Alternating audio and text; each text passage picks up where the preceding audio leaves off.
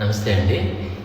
ఈ కొత్తగా కనిపెట్టిన మందులటండి గుండెకి, కిడ్నీలకి చాలా సంవత్సరాల తర్వాత జరిగే ప్రమాదాన్ని కూడా రాకుండా కాపాడుతున్నాయటండి. అంటే ఎప్పుడో జరగబోయే ప్రమాదం నుంచి ఇప్పటి నుంచే ప్రొటెక్షన్ ఇస్తాయన్నమాట ఈ మందులు. అంటే షుగర్ పేషెంట్ల కంటే ఇప్పటి వరకు మెట్ఫార్మిన్ అనే మందుతో పాటు సల్ఫనైల్ యూరియాస్, గ్లిబెన్క్లమైడ్, గ్లిమిప్రైడ్, గ్లిక్లజైడ్ ఇలాంటి మందులు వాడుతూ వస్తున్నాం. కానీ షుగర్ని చాలా బాగా కంట్రోల్ చేస్తున్నాయి. కానీ ఈ మందులు కొన్ని సంవత్సరాల తర్వాత షుగర్ వల్ల జరిగే ప్రమాదాన్ని అరికట్టలేకపోతున్నాయి.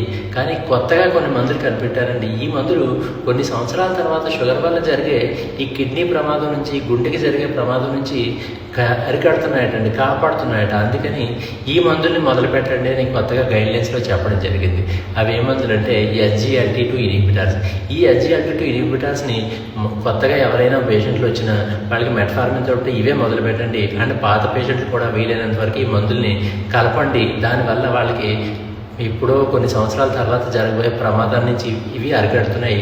సో వీటి వల్ల గుండె పేషెంట్ని, కిడ్నీ పేషెంట్ని వాళ్ళ సంఖ్యను తగ్గించే అవకాశం ఉంటుంది అని కొత్త గైడ్లైన్స్లో తెలియజేయడం జరిగింది. సో ఇప్పటి నుంచి ఇదే ఫాలో అవుదాం. ఈ కొత్త గైడ్లైన్స్ ప్రకారం ట్రీట్మెంట్లు చేద్దాం. Thank you.